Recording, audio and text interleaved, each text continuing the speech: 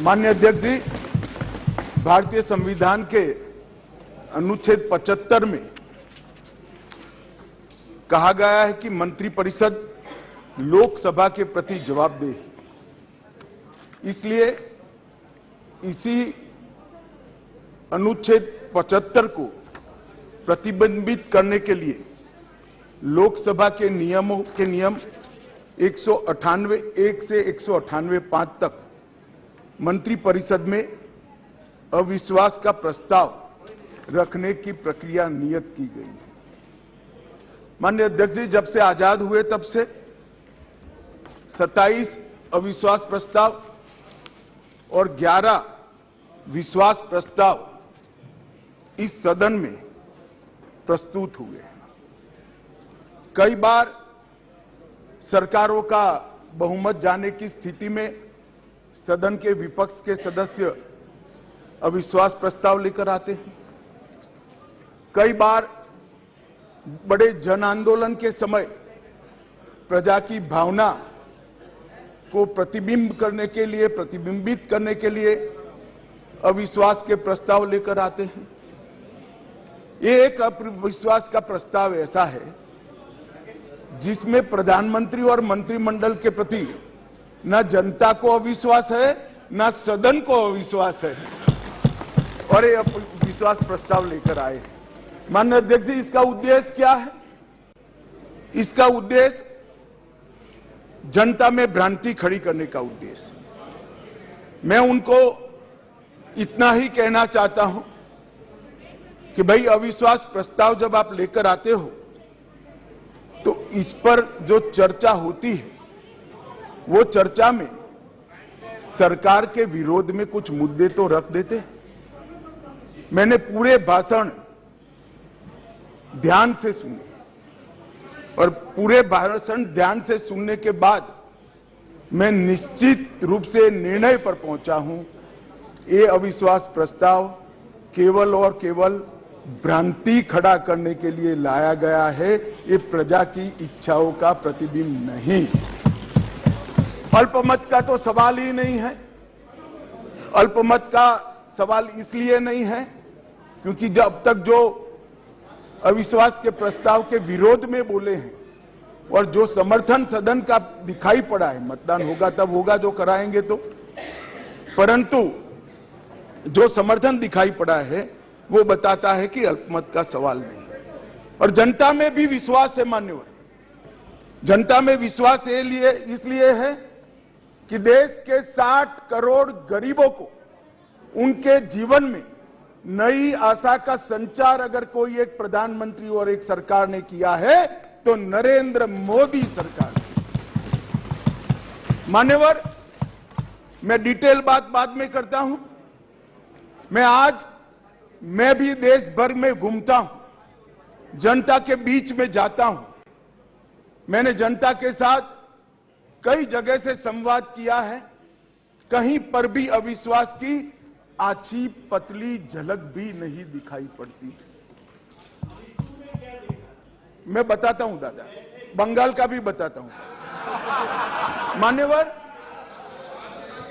ये सरकार, मैं इस सदन के सामने आपके माध्यम से और इस सदन के माध्यम से पूरे देश की जनता को बताना चाहता हूं और धन्यवाद भी करना चाहता हूं।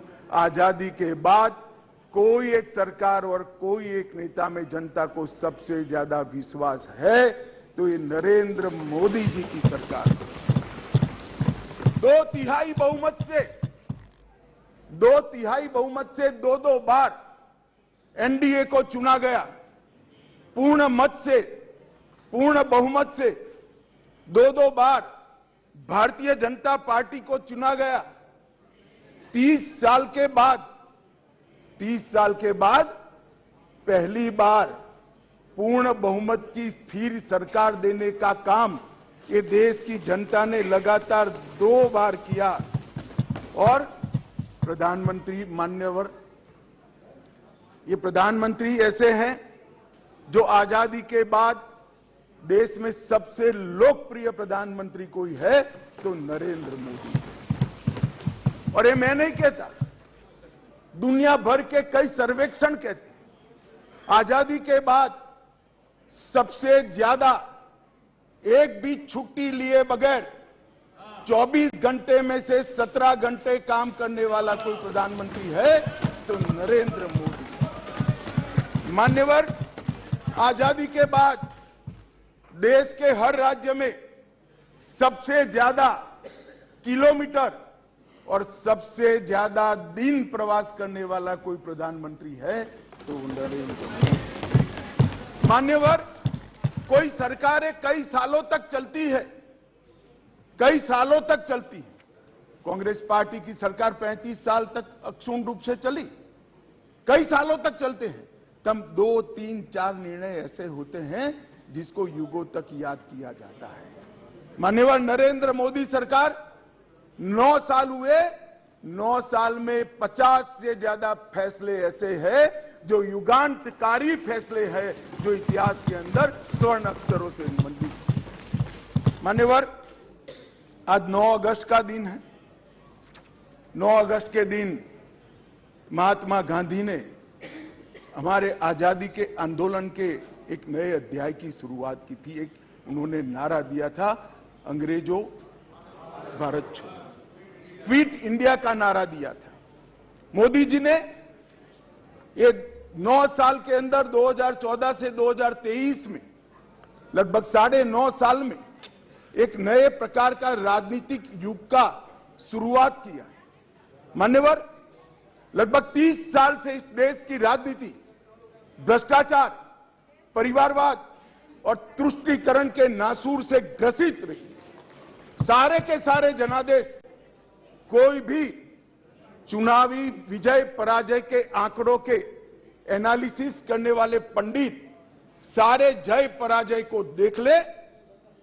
मोदी जी के 2014 के विजय के पहले सारे जय पराजय या तो भ्रष्टाचार से प्रभावित थे, भ्रष्टाचार किया इसको हटाने के लिए आए, या तो परिवारवाद से प्रभावित थे, परिवारवाद के पीछे जातिवाद का एक अनवरत संतान भी होता है, और तुष्टीकरण से प्रभावित जनादेश थे। भारतीय लोकतंत्र को ये 3 नासुरों ने घेर लिया था।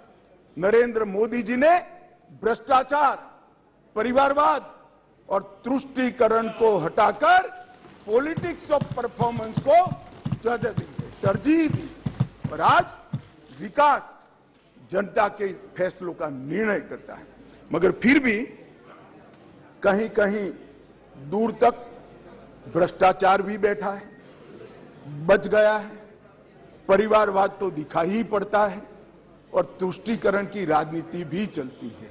इसलिए मोदी जी ने आज नारा दिया है, भ्रष्टाचार क्विट इंडिया, परिवारवाद क्विट इंडिया, तुष्टीकरण क्विट इंडिया। मान्यवर, अगर भ्रष्टाचार, परिवारवाद और तुष्टीकरण एक क्विट इंडिया अगर कर लेते हैं तो इस देश की राजनीति में मोदी जी ने 2014 से एक नए युग की शुरुआत करी है, विकास के युग की। वो हमारे स्वतंत्रता सेनानियों के कल्पना के भारत की निर्मित 2047 के बहुत साल पहले कर देगी, इसका मुझे पूरा विश्वास है। मान्यवर, अविश्वास का प्रस्ताव एक संवैधानिक प्रक्रिया है, हमें कोई आपत्ति नहीं। विपक्ष का उद्देश्य है कोई भी हो, विपक्ष का अधिकार है, अविश्वास का प्रस्ताव ले आते हैं। और मैं तो कई बार मानता हूं कि अविश्वास प्रस्ताव से पार्टियों के और गठबंधनों के चरित्र उजागर होते हैं। कई बार अविश्वास प्रस्ताव आए, मैंने जैसे पहले कहा, मैं 3 अविश्वास प्रस्ताव का जिक्र करना जरूर चाहूंगा। 2 अविश्वास प्रस्ताव है यूपीए सरकार के खिलाफ, जो हम विपक्ष में थे तब लेकर आए थे, और एक अविश्वास प्रस्ताव एनडीए सरकार के खिलाफ था, जो यूपीए जब विपक्ष में थी तब लेकर। 1993 जुलाई में नरसिम्हा राव जी की कांग्रेस की सरकार थी, उसके खिलाफ अविश्वास प्रस्ताव आया। अब सरकार बचानी होती है, नरसिम्हा राव जी को बचानी थी। कांग्रेस का मूल सिद्धांत है, एन केन प्रकारेण सत्ता में बने रहना, सत्ता में बने रहने का प्रयास करना। ना इसके लिए सिद्धांत होते हैं, ना नीतियां होती है, ना औचित्य होता है। मान्यवर, नरसिम्हा राव जी की सरकार अविश्वास प्रस्ताव जीत गई और बाद में कई लोगों को जेल की सजा हुई, स्वयं नरसिम्हा राव जी को हुई, क्योंकि झारखंड मुक्ति मोर्चा को घूस देकर अविश्वास प्रस्ताव पर विजय प्राप्त करी। आज कांग्रेस भी वहां बैठी है और झारखंड मुक्ति मोर्चा भी वहां बैठा है। मान्यवर, 2008 में मनमोहन सिंह जी विश्वास प्रस्ताव लेकर आए। विश्वास प्रस्ताव के वक्त भी एक बार यहां पर बरोबर देश में वातावरण हो गया था कि इनके पास बहुमत नहीं है, बहुमत था भी नहीं। और मान्यवर, इस सदन ने उस वक्त सबसे कलंकित घटना देखनी पड़ी। सांसदों को करोड़ों रुपए की घूस देनी पड़ी और हमारे ऑनेस्ट सांसद वो रुपया लेकर पीठ के सामने आए और कहा कि हमें संरक्षण चाहिए, हमें रुपया ऑफर किया गया और वो सरकार बचा ली। तो एक तो चरित्र है यूपीए का, सरकार के सामने अविश्वास का प्रस्ताव आए या कोई अविश्वास का प्रस्ताव न लाए, इसलिए विश्वास का प्रस्ताव वो स्वयं लाए। इसमें से बचने के लिए सारे सिद्धांत, सारा चरित्र, सारे लोकसभा के नियम कानून, हमारी परंपराएं, इसको त्याग कर येन केन प्रकारेण सत्ता को संभालना और सत्ता पर काबिज रहना। इसके सामने मान्यवर दूसरा एक उदाहरण है। 1999 में अटल जी की सरकार थी और अविश्वास प्रस्ताव आया। मान्यवर, ये जो कांग्रेस ने किया वो हम कर सकते थे, क्योंकि 93 में नरसिम्हा राव जी ने देश के सार्वजनिक जीवन को एक एग्जाम्पल पूरा कर दिया था कि सरकार ऐसे भी बचाई जा सकती है, करोड़ों रुपया देकर भी बचाई जा सकती है। हम भी कर सकते हैं, मगर हमने नहीं किया। मान्यवर, हमने नहीं किया। हमने हमारी बात रखी। देश के प्रधानमंत्री अटल जी ने इसी सीट पर बैठकर अपनी बात रखी संसदों के सामने और जो कहा कि संसद का जो फैसला है मैं सर पर चढ़ाऊंगा, हमें कोई आपत्ति नहीं। मान्यवर, सिर्फ एक वोट से सरकार गई, सिर्फ एक वोट से। क्या हम यूपीए और कांग्रेस की तरह बचा नहीं सकते थे? बचा सकते थे, मगर मैंने कहा ना कि कई बार संकट के समय गठबंधनों और पार्टियों का चरित्र उजागर होता है। यूपीए का चरित्र सत्ता बचाने के लिए भ्रष्टाचार करने का चरित्र है और भारतीय जनता पार्टी और एनडीए का चरित्र सिद्धांतों के लिए राजनीति करने का चरित्र है। मान्यवर, उस वक्त मुझे ठीक याद है, मैं संसद में नहीं था, सदस्य नहीं था, बहुत सारे सीनियर सदस्य होंगे उस वक्त। मान्यवर, एक ही वोट का फर्क था और अंत में गिरधर गोमांग के वोट को हमारे उड़ीसा के पूर्व मुख्यमंत्री उस वक्त मुख्यमंत्री से शपथ ले चुके थे और वोट डालने आए थे। वो वोट को वैलिड गिनना या न गिनना, मगर मान्यवर, आप जिस आसन पर बैठे हो इसकी भी गरिमा का एनडीए ने पालन किया था। हमने कोई दबाव नहीं बनाया। एक वोट हमारे विरुद्ध में गया, हमारी सरकार चली गई। मगर आज मैं फिर से कहना चाहता हूं गौरव गोगोई जी को, मगर जनता है जो सब देखती है, जनता है जो सब जानती है। एक वोट से हमारी सरकार गई, एक वोट से हमारी सरकार जरूर गई, परंतु अंत में क्या हुआ? बहुत बड़े बहुमत के साथ अटल जी फिर से देश के प्रधानमंत्री। मान्यवर, हमारे एनडीए का कुंबा मोदी जी के नेतृत्व में, भारतीय जनता पार्टी मोदी जी के नेतृत्व में हम देश में सिद्धांतों की राजनीति को प्रस्तावित करने के लिए राजनीति में है। येन केन प्रकारेण सत्ता को बचाने के लिए राजनीति के अंदर नहीं है। और ये दो चरित्र आज इस विश्वास प्रस्ताव पर की चर्चा के माध्यम से मैं 130 करोड़ की जनता को याद कराना चाहता हूं। एक और करोड़ों रुपया खर्च कर बहुमत खरीदने वाले लोग बैठे हैं और एक बार सिद्धांत के लिए सत्ता छोड़ने वाले लोग बैठे हैं। जनता, देश की जनता ने मान्यवर, अरे शुरुआत है, धैर्य रखो, काफी सुनना पड़ेगा। सुरेश जी, ये तो ट्रेलर है, अभी ट्रेलर है। मान्यवर, अभी बात निकली गरीब कल्याण की हमारी साथी मंत्री अनुप्रिया जी गरीब कल्याण के सारी बातें बता रही थी। मान्यवर, गरीबी हटाओ का नारा दिया, सालों तक गरीबी हटाओ के नारे के आधार पर देश की भोली भाली गरीब जनता का विश्वास प्राप्त किया और वोट लेते रहे, जीतते रहे, गरीबी जस की तस रह गई। नरेंद्र मोदी जी ने कोई बड़े बड़े वादे नहीं किए, परंतु नरेंद्र मोदी जी के जहन में गरीबी का डंक भी था, दंश भी था, क्योंकि वो स्वयं गरीब के घर से आकर इस सबसे बड़ी पंचायत में आए थे। इन्होंने गरीब कल्याण के लिए मान्यवर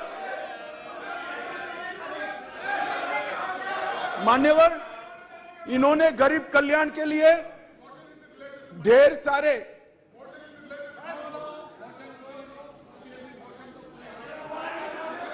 मान्यवर सुरेश जी इतने सीनियर मेंबर है, उनको अविश्वास प्रस्ताव का कैरेक्टर मालूम नहीं है। आप जब अविश्वास प्रस्ताव लेकर आते हो तो सरकार के समग्र कामकाज पर क्वेश्चन मार्क करते हो, और क्योंकि ये क्वेश्चन मार्क पॉलिटिकली मोटिवेटेड है, इसलिए मुझे सरकार के परफॉर्मेंस की चर्चा करनी पड़ेगी। मान्यवर इस देश के करोड़ों गरीबों के नसीब में जब तक मोदी जी प्रधानमंत्री नहीं बने धुएं से भरा हुआ घर था। मोदी जी ने 9.6 करोड़ 9 करोड़ 60 लाख गरीब महिलाओं के घर में गैस का सिलेंडर भेजा और उसकी झोपड़ी को धुएं से मुक्त कराने का काम किया। मान्यवर 11 करोड़ परिवार ऐसे थे, दुनिया में कोई विचार नहीं कर सकता। कई देशों की आबादी 11 करोड़ से आधी भी नहीं है, 5वें हिस्से की भी नहीं है, परंतु 11 करोड़ परिवार ऐसे थे जिनके पास मान्यवर शौचालय नहीं था। हर रोज वो घर की महिलाएं आहत होती थी। मान्यवर, इनका दर्द 55 सालों तक ये यूपीए कांग्रेस ने नहीं जाना। नरेंद्र मोदी जी प्रधानमंत्री बने और 9 साल के अंदर 11 करोड़ 72 लाख परिवारों को शौचालय देने का काम किया। मान्यवर, देश के बहुत बड़े तबके में और विशेषकर गरीब के घर में, दलित के घर में, आदिवासी के घर में, पिछड़े के घर में, झोंपड़पट्टी में शुद्ध पीने का पानी नहीं मिलता, फ्लोराइड युक्त पानी पीते थे, भरी जुआनी में बूढ़े हो जाते थे, बाल सफेद हो जाते थे, हड्डियां टेढ़ी हो जाती थी। मान्यवर, मोदी जी ने हर घर नल के माध्यम से 12.65 लाख करोड़ मतलब 12 करोड़ 65 लाख घरों में जल से नल पहुंचाने का काम समाप्त। मान्यवर, ये हमेशा बोलते हैं, अभी भी चुनाव में कहते हैं कि हम किसानों का कर्ज माफ करेंगे, किसानों का कर्ज माफ करेंगे।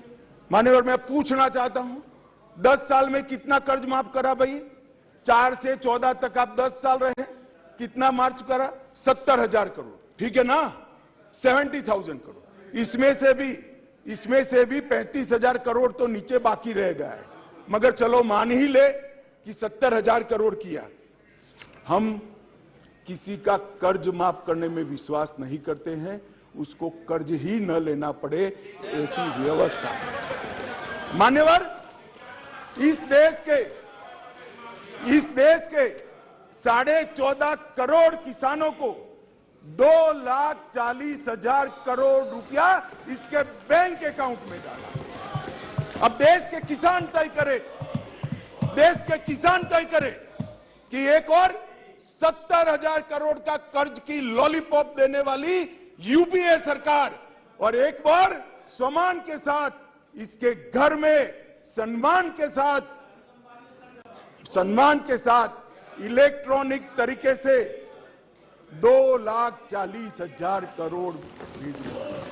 मान्यवर, आज मैं और स्पष्टता करना चाहता हूं,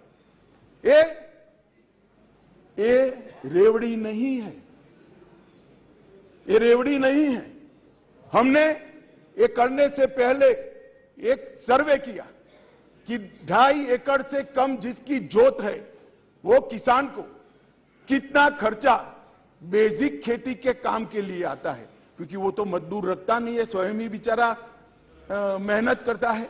इरिगेशन, बीज और खाद का कितना खर्चा आता है, तो 2.5 एकड़ से कम जिसकी जोत है इसका खर्चा 6,000 आता है। मोदी जी ने 6,000 रुपया इसको दे दिया। भैया तुम ऋण ही मत, आपने तो एक बार किसान को ऋण मुक्त किया, मोदी जी ने पूरे जीवन के लिए उसको ऋण मुक्त करने का काम किया है। मान्यवर, इस देश में 50 करोड़ लोग ऐसे, करीब 60 करोड़ लोग, जिनके घर में बीमारी आ जाए तो पिताजी की मृत्यु हो जाएगी इसका डर नहीं लगता था, इलाज का खर्च कितना आएगा इसका डर लगता था, और वो पूरा परिवार ऋण के बोझ के तले दब जाता था। मोदी जी ने 50 करोड़ लोगों को 5 लाख तक का सारा स्वास्थ्य का खर्चा माफ कर दिया। आज देश के किसी भी गरीब के घर में बीमारी आती तो 5 लाख तक का सारा इलाज, चाहे ऑपरेशन करना हो, चाहे दवाइयां देनी हो, चाहे टेस्ट कराना हो, वहां तक कि अस्पताल से घर जाने के रिक्शा के 200 रुपया भी हम दे रहे हैं। 5 लाख रुपया हर परिवार को। मान्यवर, जब हमने बैंक का अकाउंट खोलने की जनधन योजना लेकर आए तब मजाक उड़ाया जाता था। हमारे बिहार के मुख्यमंत्री नीतीश कुमार जी ने हमारा कड़ा मजाक उठाया कि अकाउंट तो खोल दिया, अंदर क्या डालेगा, जरा बॉनी तो कराओ।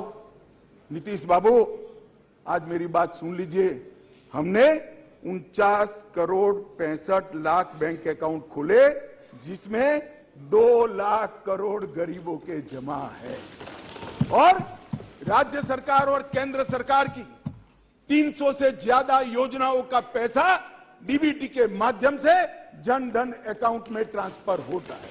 मगर साहब, ये जनधन योजना का क्यों विरोध कर रहे थे, समझने जैसी बात है। एक बार इस देश के तत्कालीन प्रधानमंत्री ने कहा था, जो यूपीए से ही थे, उन्होंने कहा था कि मैं दिल्ली से 1 रुपया भेजता हूं, 15 पैसे पहुंचते हैं।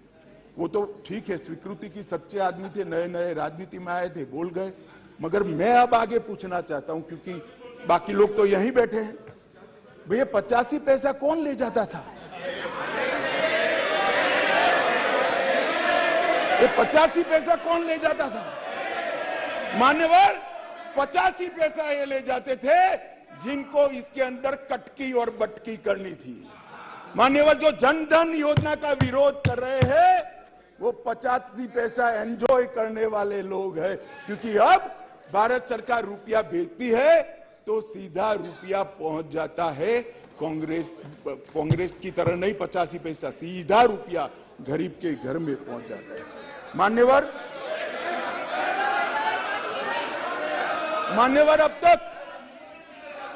अब तक जनधन योजना, भाई आप योजना तो बनाते हो, करते नहीं हो। बैठो, बताता हूं, मैं बताता हूं, बैठो ना, अरे बैठो ना। मान्यवर कह रहे डीबीटी किसने चालू किया, अब कहेंगे जीएसटी किसने चालू किया, अब कहेंगे गरीबी हटाओ किसने कहा। आपने कहा सब कुछ किया, कुछ नहीं किया हमने है। आप तो कहते ही रह गए। मान्यवर, 25 लाख करोड़ रुपया इस देश की 130 करोड़ की जनता इसको सीधा प्रसारण देख रही। मैं आपके माध्यम से देश की जनता को बताना चाहता हूं, 1 पैसे के कमीशन के बगैर, कटकी के बगैर 25 लाख करोड़ रुपया देश के गरीबों के बैंक अकाउंट में सीधा ट्रांसफर।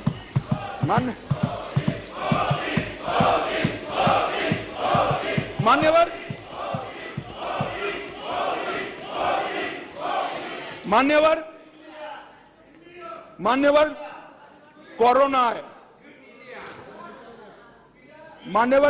आया, मोदी जी ने शुरुआत की पक्षा पक्षी से ऊपर उठकर, संघ भावना से। ये पूरे समाज की लड़ाई है, पूरी दुनिया की लड़ाई है, पूरे देश की लड़ाई है। पक्षा पक्षी में नहीं पड़ना चाहिए। सबको साथ में रखकर कोरोना के खिलाफ की लड़ाई की शुरुआत हुई। और मैं आज भी कहता हूं, मैं आज भी मानता हूं कि कोरोना के खिलाफ भारत सफलता से लड़ पाया है। उसका एकमात्र कारण है सभी जगह दुनिया में कोरोना के खिलाफ सरकारें लड़ी, भारत में केंद्र सरकार, राज्य सरकार और 130 करोड़ लोग एक साथ लड़े हैं, इसलिए हम सफल। मगर जब वैक्सीनेशन आया और उनको लगा कि तो देश बच जाएगा, तो मोदी वैक्सीन मैं दो नेताओं को बरोबर याद है, समाजवादी पार्टी के अखिलेश जी और राहुल जी, दोनों ने कहा है तो मोदी वैक्सीन है, देखो लेना मत, टेस्टिंग भ्रांति। और मान्यवर अब बैठे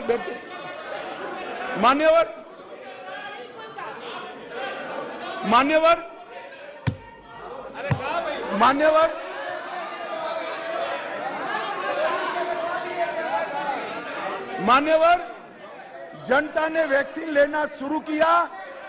मोदी सरकार ने चाय पिलाकर वैक्सीन दी, फ्री ऑफ कॉस्ट वैक्सीन दी, पहला डोज दिया, दूसरा डोज दिया और 130 करोड़ लोगों को दोनों डोज लगाकर कोरोना से बचाने का था। मान्यवर, इसके साथ साथ उस वक्त रोजगारी के प्रश्न खड़े हुए, लॉकडाउन का भी विरोध किया गया। मान्यवर, लॉकडाउन का भी विरोध किया गया।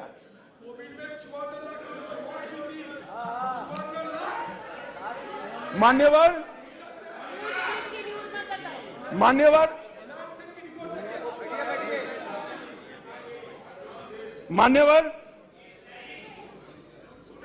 सबने कहा कि लॉकडाउन लगाओगे तो गरीब क्या खाए। हमारे सामने दो रास्ते थे, लॉकडाउन न लगाना और पूरे देश की जनता कोरोना में फंस जाए, लाखों करोड़ों लोगों की मृत्यु हो। लॉकडाउन भी लगाया, उसको भूखा भी नहीं रखा। मान्यवर, 80 करोड़ लोगों को प्रति व्यक्ति प्रति माह 5 किलो अनाज ये लॉकडाउन के समय में हमने गरीब के घर में पहुंचाया और उसका चूल्हा चला करा। और वो आज भी चल रहा है, आज भी चल रहा है।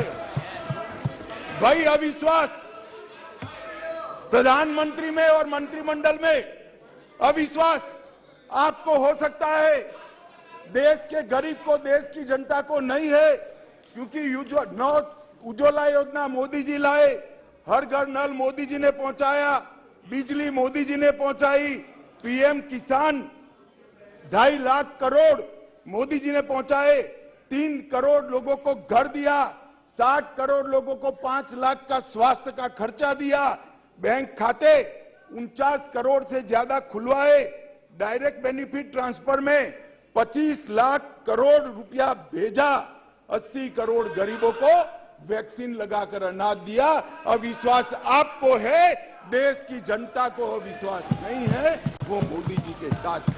मान्यवर,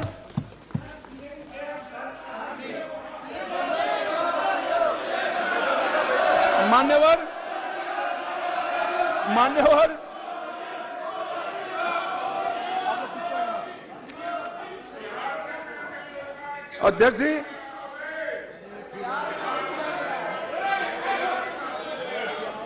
अध्यक्ष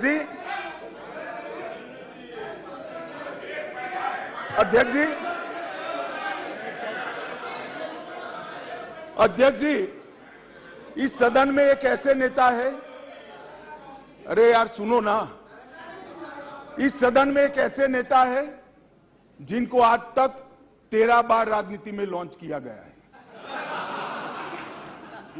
और 13 ही बार फेल गए। उनका एक लॉन्चिंग मैंने देखा है, उनका एक लॉन्चिंग यहां सदन में हुआ था। एक गरीब मां कलावती या ऐसा कुछ नाम था, कलावती, बुंदेलखंड की बहन कलावती, उसके घर वो नेता भोजन करने गए और यहीं पीछे बैठकर गरीबी का बड़ा दारुण वर्णन, द्रवित हो जाए ऐसा वर्णन कर दिया। ठीक है भाई, अच्छा किया, आप इतने बड़े व्यक्ति होकर गरीब कलावित के घर पर भोजन पर गए, उसका भोजन कर लिया और इसकी वेदना को यहाँ वाचा दे दी, मगर बाद में इनकी सरकार 6 साल चली। मैं पूछना चाहता हूं वो कलावती का क्या करा? वो कलावती को घर, बिजली, गैस, शौचालय, अनाज, स्वास्थ्य, ये सब देने का काम नरेंद्र मोदी ने।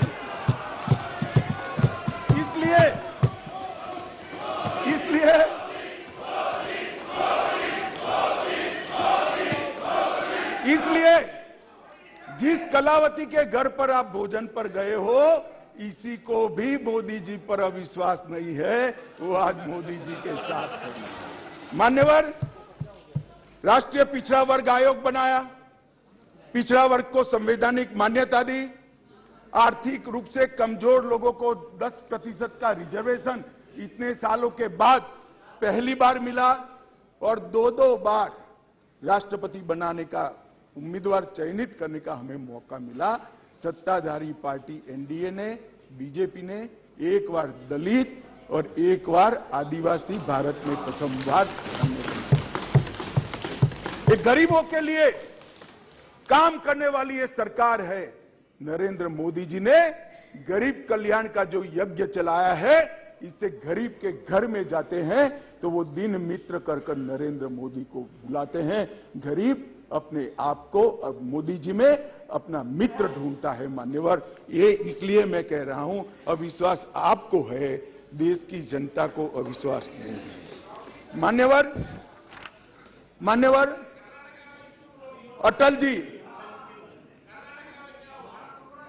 अटल जी इस देश को 11वीं अर्थव्यवस्था छोड़कर गए। अब अटल जी तो जन नेता थे, ज्यादातर सांसदों की तरह कार्यकर्ता के नाते काम करते करते, आइडियोलॉजी का प्रचार करते करते देश के प्रधानमंत्री बने। 6 साल तक चलाया, 6 साल में 15वें नंबर से 11वें नंबर पर लाए, फिर एक अर्थशास्त्री प्रधानमंत्री बने, यूपीए की सरकार आई। मैं उनका धन्यवाद करना चाहता हूं कि 11वें नंबर से 12वें नंबर पर नहीं ले गए, उन्होंने 11वां नंबर संभाल कर रखा। और फिर नरेंद्र मोदी जी आए।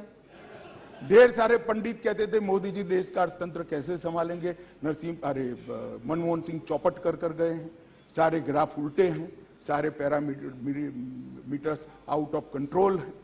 मगर गरीबों के घर से जन्मा हुआ ये आदमी, संघर्ष कर राजनीति में आया हुआ आदमी, सरपंच का चुनाव लड़े बगैर सफल मुख्यमंत्री बनने वाला ये आदमी नरेंद्र मोदी, इसने 9 साल में देश के अर्थतंत्र को 11वें से 5वें नंबर पर पहुंचाने का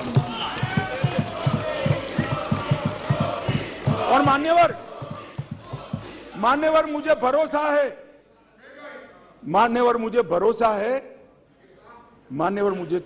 है, मेरे ज्यादातर साथी चुनकर भी आएंगे, वो भी देखेंगे, फिर से एक बार मोदी जी प्रधानमंत्री बनेंगे और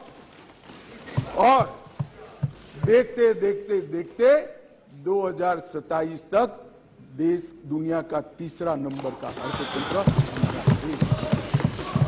मान्यवर, अरे मैं नहीं कहता, आईएमएफ भी कहता है, सारे सर्वेक्षण वाले विश्व भर के कहते हैं कि डार्क जोन में ब्राइट स्पॉट अगर कोई है, ब्राउन स्पॉट कोई है तो भारत का अर्थतंत्र है ना। अभी नहीं कह सकते, बैठ जाओ, नियम आपको मालूम होना चाहिए, नियम पढ़ लीजिए, अभी नहीं कर सकते। अरे भाई, आपकी पार्टी ने आपका नंबर ही बोलने में नहीं लिखा है, क्या खड़े हो कर बोलते हो?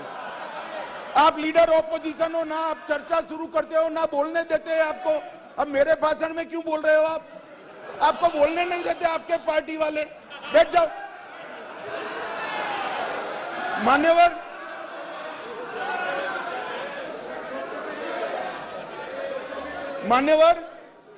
आने वाले दिनों में, आने वाले सालों में और आने वाले दशकों में दुनिया के अर्थतंत्र का, दुनिया भर के अर्थतंत्र के जो महत्वपूर्ण क्षेत्र है, वो सब में दूरदर्शितापूर्ण फैसले लेकर मोदी जी ने सटीक नीतियां बनाकर भारत को इसके अंदर एक फाउंडेशन डालने का काम समाप्त कर दिया। चाहे ग्रीन हाइड्रोजन हो, चाहे इलेक्ट्रिकल व्हीकल हो, चाहे अंतरिक्ष हो, चाहे डिफेंस का प्रोडक्शन हो, चाहे इलेक्ट्रॉनिक आइटम का मैन्युफैक्चरिंग हो, चाहे क्वांटम इंजीनियरिंग के अंदर संवर्धन और R&D करना हो, और चाहे ऑर्गेनिक फूड का बाजार खड़ा करना हो।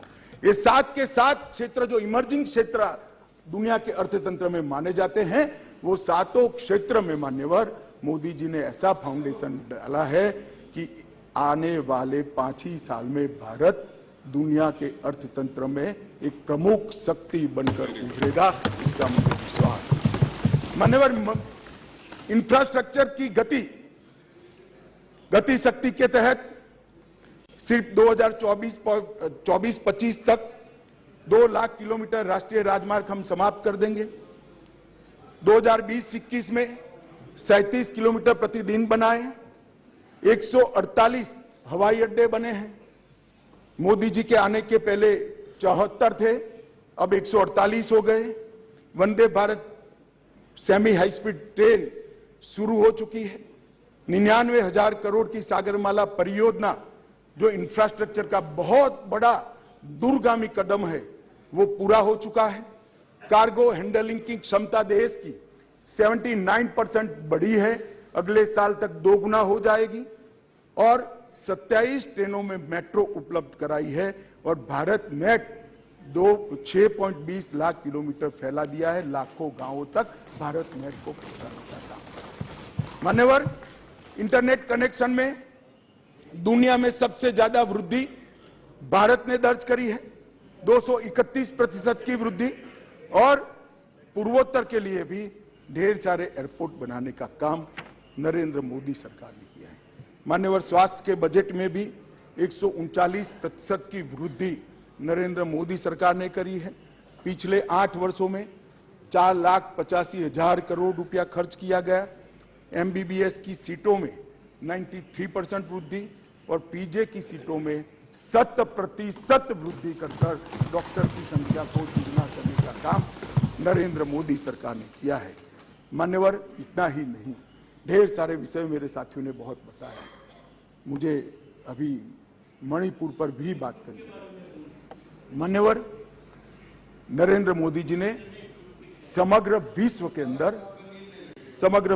अंदर नरेंद्र मोदी जी ने भारत का सम्मान बढ़ाने का काम किया है। मान्यवर, क्लाइमेट चेंज हो या टेररिज्म, ग्लोबल नैरेटिव सेट करने का काम आज अगर कोई एक देश कर रहा है तो हमारा महान भारत कर रहा है। मान्यवर, G20 का नेतृत्व जब हमें मिला, बहुत सारे देशों को मिला, एक ही शहर में कार्यक्रम करे। आज G20 के कार्यक्रम 55 स्थानों पर कर पूरे विश्व को भारत की संस्कृति से परिचित कराने का काम नरेंद्र मोदी जी ने किया है।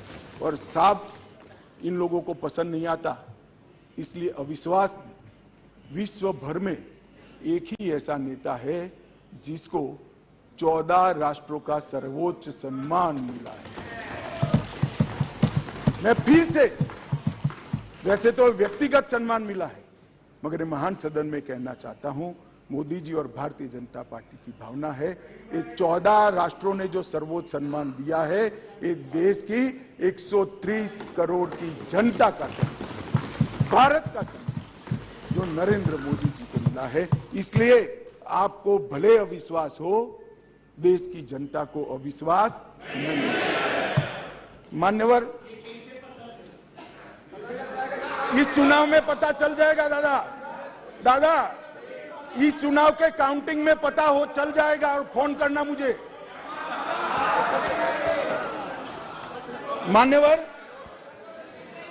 मान्यवर, देश की सुरक्षा, यूपीए की सरकार थी, 2004 से 2014 तक चली। आए दिन आतंकवादी घुस जाते थे, आलिया मालिया जमालिया घुसते थे और जवानों के सर काट कर ले जाते थे। और इस सदन के अंदर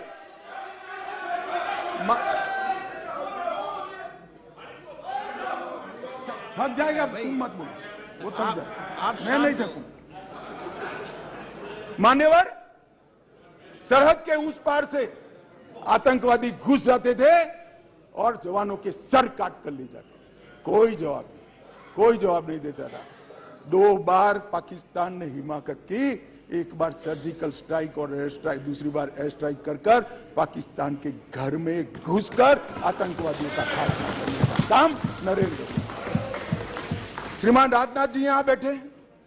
सीडीएस का मसला, ये भी आपका शोध था, इंप्लीमेंट हमने किया। सीडीएस का मसला कब का लटक रहा था, भटका रहा था। मोदी जी ने सीडीएस का फैसला किया, राजनाथ जी ने सभी को विश्वास में लेकर उसको पार उतारा। 2016 में सर्जिकल स्ट्राइक और एयर स्ट्राइक किया और खरीदी के अंदर, डिफेंस के अंदर जिस प्रकार के परिवर्तन हुए मान्यवर, मैं आपको बताता हूं, जितने भी घोटाले, मैं बाद में घोटाले बताता हूं यूपीए के, जितने भी घोटाले हुए हैं, इसमें सबसे ज्यादा करप्शन रक्षा की खरीदी में हुआ। मगर मोदी जी के नेतृत्व में हमारे रक्षा मंत्री जी ने 4100 आइटमों को इंपोर्ट की नेगेटिव लिस्ट में डालकर यहां उत्पादन किया। और आत्मनिर्भर भारत की रचना कैसी होती है, इसकी नींव कैसे डाली जा सकती है, डिफेंस जैसे अति टेक्नोलॉजी वाले और स्पर्धात्मक क्षेत्र में इसको कर नरेंद्र मोदी जी ने आज भारत का रक्षा उत्पादन न केवल भारत, कई देशों के लिए आकर्षण का केंद्र बना है और भारत एक रक्षा के उत्पादन का प्रमुख केंद्र बना है। उत्तर प्रदेश और तमिलनाडु के अंदर 2 डिफेंस कॉरिडोर बनाए गए मान्यवर, और 22-23 में 16,000 करोड़ से ज्यादा का निकास किया गया, निर्यात किया गया। ये आंकड़ा लाखों करोड़ों में जाने वाला है मान्यवर। 4 दशकों से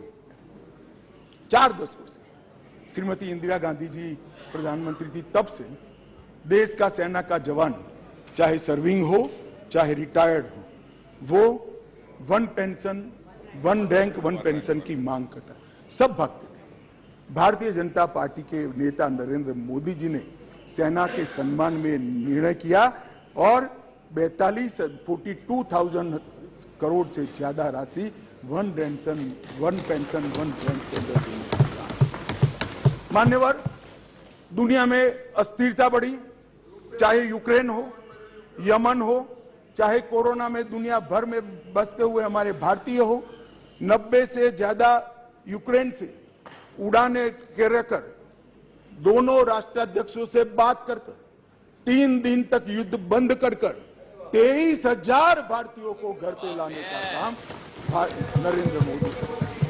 ऑपरेशन राहत 5,000 भारतीय और 2,000 विदेशी नागरिकों को वहां से यमन से निकाला और 2 लाख उड़ानों के माध्यम से 2.97 लाख मतलब 3 करोड़ करीब यात्रियों को सकुशल कोरोना के वक्त वंदे भारत मिशन के तहत वापस लाया। मान्यवर, चीन की सीमा पर हमारी आर्टिलरी न पहुंचे ऐसी स्थिति थी, रोड ही नहीं बनाए थे, नक्शा ही देखते रहते थे। नरेंद्र मोदी जी और राजनाथ जी की टुकड़ी ने सीमा के अंतिम गांव तक भारत के प्रथम गांव में रोड पहुंचाने का, वाइब्रेंट विलेज के माध्यम से गांव खाली न हो, इसकी चिंता मान्यवर नरेंद्र मोदी जी ने की। मान्यवर, किसानों के कल्याण के लिए ढेर सारे काम करें, बजट में 6 गुना वृद्धि करी। जरा सुनो भाई सुरेश, आप लोग 21,900 करोड़ रुपए का छोड़कर गए थे, कितना छोड़कर गए थे भाई? 21,900 करोड़। अब ध्यान से सुनना, 21,900 करोड़ को 6 गुना बढ़ाकर 1,25,000 करोड़ रुपए का बजट नरेंद्र मोदी। मान्यवर, खाद्यान्न के उत्पादन 265 मिलियन टन से बढ़कर 22-23 में 323 मिलियन टन रिकॉर्ड उत्पादन। प्रधानमंत्री किसान सम्मान योजना में आगे बात कर चुका हूं, 14 करोड़ लोगों को 6,000 रुपया, 2,41,000 करोड़ रुपया। और एमएसपी बहुत चिल्लाते रहते हैं। मैं आपको पूछना चाहता हूं मान्यवर, आपके माध्यम से जो अविश्वास प्रस्ताव लेकर आए हैं उनको मैं एमएसपी के बारे में जरूर पूछना चाहता हूं कि भैया आपने एमएसपी की कितनी खरीदी की थी और एमएसपी में के रेट में कितनी बढ़ोतरी की थी, जरा हिसाब किताब लेकर जनता के सामने जाइए। मगर नहीं जाएंगे, बैठे बैठे बोले रह जाएंगे। एमएसपी का क्या हुआ? मैं बताता हूं सत्य क्या है। और मैं इस सदन के माध्यम से देश की जनता को और 14 करोड़ किसानों को कहना चाहता हूं कि आपके घर में सबसे ज्यादा एमएसपी और एमएसपी पर सबसे ज्यादा धान खरीदने का काम कोई एक सरकार ने किया है तो नरेंद्र मोदी। मान्यवर, धान की खरीदी पहले ध्यान से सुनना, सभी सभासदों को मेरा विनंती है, ध्यान से सुनिए। धान की खरीदी 475 लाख मैट्रिक टन मनमोहन सिंह जी ने अपने अंतिम साल में की। मैं फिर से आंकड़ा बोलता हूं, 475 लाख मैट्रिक टन। नरेंद्र मोदी जी ने अंतिम खरीदी 896 लाख मैट्रिक टन, 88% की वृद्धि। मान्यवर, और लाभार्थी किसान पहले 76 लाख थे, अब 1 करोड़ 31 लाख लाभार्थी किसान। मान्यवर, गेहूं की खरीदी एमएसपी पर खरीदी, इसके अंदर मनमोहन सिंह जी और इनकी यूपीए की सरकार 251 लाख मैट्रिक टन छोड़कर गए थे, 251 लाख मैट्रिक टन। अब नरेंद्र मोदी जी ने 251 लाख मैट्रिक टन से बढ़ाकर 433 लाख मैट्रिक टन पहुंचाने। और पहले गेहूं 20 लाख किसानों का खरीदा जाता था, अब गेहूं 43 लाख 43 लाख किसानों का खरीदा जाता है। मान्यवर, मोदी जी ने कहा कि किसानों की आय दोगुनी करेंगे। हमारा मखौल उड़ाते थे, अभी भी उड़ाते हैं, शायद 5 साल बाद भी उड़ाएंगे। समझ नहीं पड़ी है। मान्यवर, हम कहते थे कि हम किसानों का आय 2 गुना करेंगे, हमारा मजाक उड़ाया जाता। अब मैं बताता हूं मान्यवर, मोदी जी ने निर्णय कर दिया कि किसान की आय से, मतलब खर्च से, लागत से 50% कम से कम एमएसपी रखेंगे। ये बहुत बड़ा ऐतिहासिक किसान हिस्से से निर्णय है। मान्यवर, धान की एमएसपी जो 1310, मैं फिर से एक बार ध्यान आकृष्ट करना चाहूंगा, मनमोहन सिंह जी, यूपीए सरकार, जिनको हम पर अविश्वास है, वो यूपीए सरकार धान के एमएसपी 1310 छोड़कर गई। कम खरीदते थे मगर रेट 1310 था, हमने ज्यादा खरीदा और उसके दाम को भी 1310 से बढ़ाकर 2040 बने। मान्यवर, गेहूं 2013-14 में 1400 रुपया एमएसपी छोड़कर गए थे डॉक्टर मनमोहन सिंह, यूपीए, और आज 2013-14 में 1400 से बढ़कर 2125 रुपया एमएसपी का मिला। हमने गेहूं ज्यादा भी खरीदा और गेहूं का दाम भी ज्यादा दिया। मान्यवर, ये ना ही किसान हितैषी है, ना एक गरीब हितैषी है, ना एक पिछड़ा हितैषी है। उनको अपने परिवारों के अलावे किसी का ध्यान नहीं है। और इसलिए मोदी जी ने आज कहा है, 9 तारीख को आज कहा है, 9 अगस्त को, परिवारवाद ट्वीट, भ्रष्टाचार और तुष्टीकरण।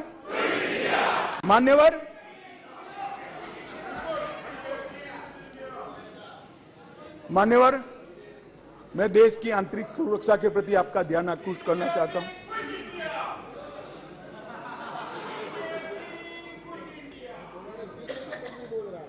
भाई, अभी भी सत्यता स्वीकारो, नहीं तो जो होए उसके भी आधे हो जाओ। मान्यवर, मैं देश की आंतरिक सुरक्षा के प्रति इस देश की जनता का आपके माध्यम से, महान सदन के माध्यम से, मान्यवर, पीएफआई कई सालों से देश को तोड़ने की, देश की जनसांख्यिकी बदलने की और देश के अंदर आतंकवाद के बीज बोने का काम कर रही थी। एक ही दिन में सितंबर 22 में 15 राज्यों में 90 से ज्यादा स्थानों पर रेड कर पीएफआई पर बैन लगाकर जेल की सलाखों के पीछे डाल दिया। मान्यवर, देश भर में पीएफआई को हमने बैन किया। दुनिया भर में भागे हुए गुनहगारों को आज वापिस लिया जाता है। एनआईए के 9 घनघोर आतंकवादी कृत्य करने वाले लोगों को दुनिया भर से चून उठाकर हम वापस लाए और 6 राज्यों की पुलिस को भी उनको वापस लाए। सचिन बिश्नोई सिद्धू मूसावाले की हत्या का आरोपी था, उसको भी वापस लाए और तंवर राणा का भी केस अंतिम सुनवाई तक पहुंचा है। मुझे भरोसा है बहुत कम समय में बॉम्बे के बम हमले के आरोपी राणा को भारत की कानून की अदालत के तहत लाया। मान्यवर, विदेश में भारतीय दूतावासों पर, लंदन, ओटावा, सैन फ्रांसिस्को पर जो हमले हुए, वो तीनों मामलों को हमने एनआईए को सौंपा है। और मान्यवर, लगभग मैं यूएपीए को कठोर करने का निर्णय बिल लेकर आया था यहां पर, और उस सदन में दिग्विजय सिंह कहते थे इसका दुरुपयोग होगा। मैं आज सदन को बताना चाहता हूं, विपक्ष को भी बताना चाहता हूं, यूएपीए का उपयोग टेररिस्ट कृत्य करने वाले इनके खिलाफ होता है। हम किसी को डरने की जरूरत नहीं है। उस वक्त भी मैं नहीं समझ सकता था आपको क्यों डर लग रहा है, परंतु जिन्होंने टेररिस्ट कृत्य नहीं किया उसको डरने की जरूरत नहीं है। लगभग 54 व्यक्तियों को हमने यूएपीए के तहत आतंकवादी घोषित किया, इंटरनेशनल मान्यता लाए हैं और एक में भी विवाद नहीं हुआ है। कोई राजनीतिक दुरुपयोग मान्यवर नहीं। मान्यवर, अभी गोगाई जी नारकोटिक्स का बात करते थे, वो कहते थे कि नारकोटिक्स का चलन बढ़ गया है। मान्यवर, इनकी समझ में थोड़ा फर्क है, मैं बाद में दुरुस्त करता हूं इसको। मान्यवर, मोदी जी ने 2014 से गृह मंत्रालय के अधीन, पहले श्रीमान राजनाथ जी थे, अब मैं गृह मंत्री के रूप में काम कर रहा हूं, नारकोटिक्स पर 0 टॉलरेंस की नीति को हमने अपनाया। एनकोड 2019 में बनाया गया, फिर इसको 4 स्तरीय किया गया। एनकोड पोर्टल डेटा इंटीग्रेशन और नॉलेज मैनेजमेंट सिस्टम के पोर्टल बनाए गए। मादक पदार्थ की तस्करी के विस्तृत जांच के लिए जेसीसी, जिसमें ढेर सारे डिपार्टमेंट और सरकारें होती है, इसका गठन किया गया। Dedicated anti narcotics task force राज्यों में बनाई गई। राष्ट्रीय नारकोटिक कैनाइन पूल की स्थापना की गई और 75वें स्वतंत्रता दिवस के मौके पर 1,65,000 किलोग्राम नारकोटिक्स को जलाया गया और अब वो टोटल आजादी के अमृत महोत्सव के 1 वर्ष में 10 लाख किलो पहुंच गया है। अब मैं जो गोगाई जी कहते थे इसका जवाब दिया। मान्यवर, आंकड़े किसी की शर्म नहीं रखते, आंकड़े बेशर्म होते हैं और आंकड़े हमारे कामों से खड़े होते हैं। आंकड़ों को बाद में बदला भी नहीं जा सकता। अब 2006 से एक सरकार थी यहाँ, यूपीए की सरकार थी, जिसको हम पर थोड़ा अविश्वास है। 2006 से 13 का समय उनका ही था। उसमें क्या हुआ, जब्त की गई ड्रग 1,52,000 किलो